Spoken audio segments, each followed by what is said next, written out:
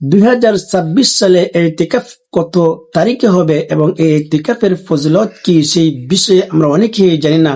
চলুন আজকে আমরা ইতিকাফ কবে হবে, ইতিকাফে কিভাবে বসবো, ইতিকাফের ফজিলত কি সেই বিষয়ে আমরা বিস্তারিত জেনে নেব আজকের এই ভিডিওটি থেকে।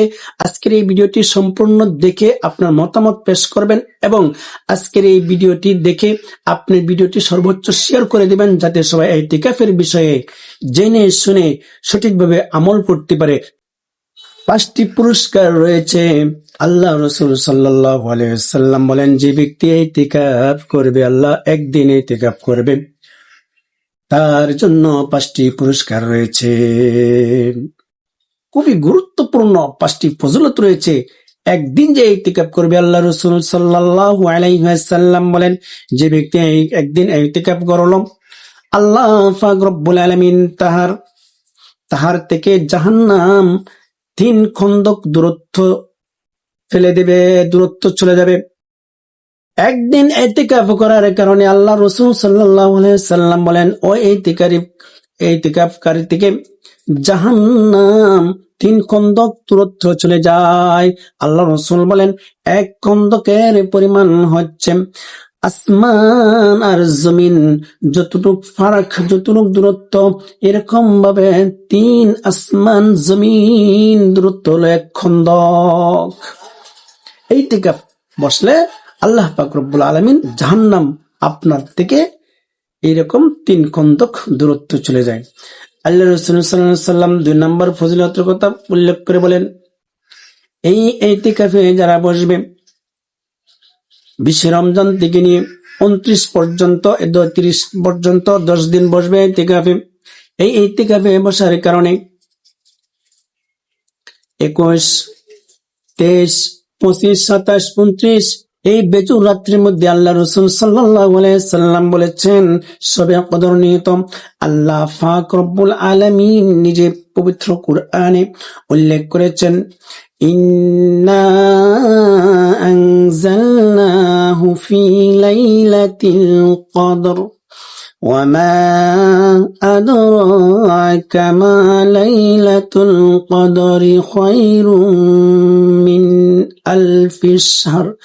আল্লাহ পাক রব্বুল আলামিন বলেন, এই শবে কদর হচ্ছে হাজার হাজার মাসের চেয়েও উত্তম। যে ব্যক্তি শবে কদর পাইল, সে 84 বছর ইবাদত করার সব সে পেয়ে যাবে। আল্লাহু আকবার। 2 নম্বর ফজিলত হচ্ছে, আল্লাহ রাসূল সাল্লাল্লাহু আলাইহি ওয়াসাল্লাম বলেন, যে ব্যক্তি ইতিকাফে বসলো, এই 10 দিন ইতিকাফে বসার কারণে তার অন্য যে আমলগুলা করলে নেকি সে পাইতো।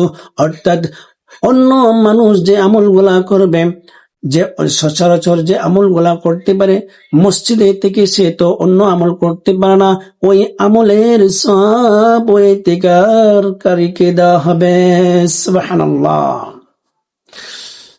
4 নম্বর, আল্লাহ রাসূল সাল্লাল্লাহু আলাইহি ওয়াসাল্লাম বলেন, যে ব্যক্তি ইতিকাফ করবে, আল্লাহ পাক রব্বুল আলামিন তার জীবনের গুনাহ ক্ষমা করে দেবেন। সুবহানাল্লাহ, সুবহানাল্লাহ।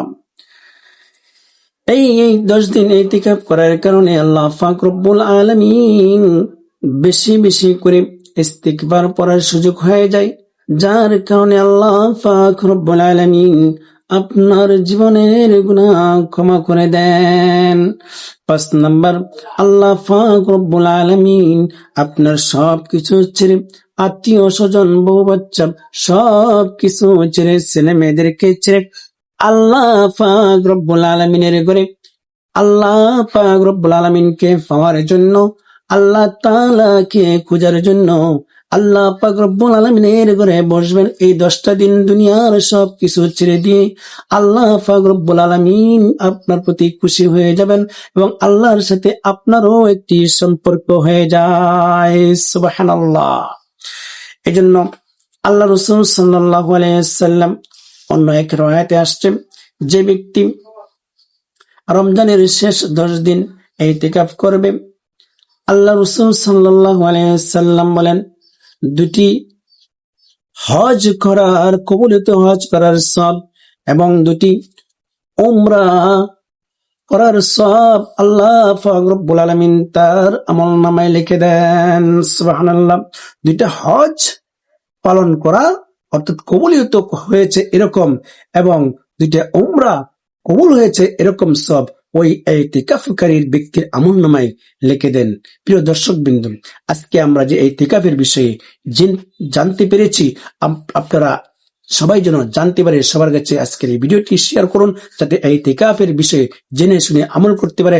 আপনার একটি শেয়ারের কারণে যতজন মানুষ এই আমল করবে, আপনিও সেই আমলকারীর সমপরিমাণ সওয়াব পেতে থাকবেন। আসসালামু আলাইকুম ওয়া রাহমাতুল্লাহি ওয়া বারাকাতুহু।